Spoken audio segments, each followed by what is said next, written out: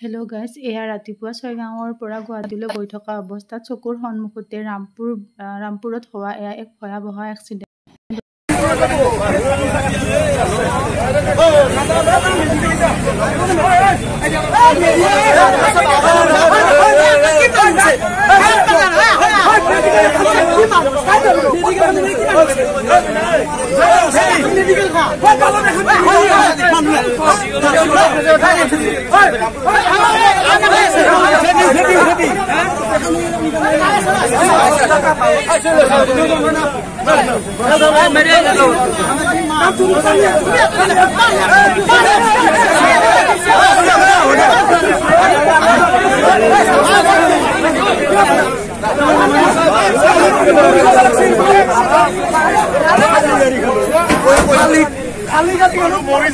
Accident বোলা বস্তুটো যিহেতুকে কোনেও কৰোঁ বুলি নকৰে, গতিকে আমি সকলোৱে গাড়ী মটৰ সাৱধানে চলোৱাটো উচিত।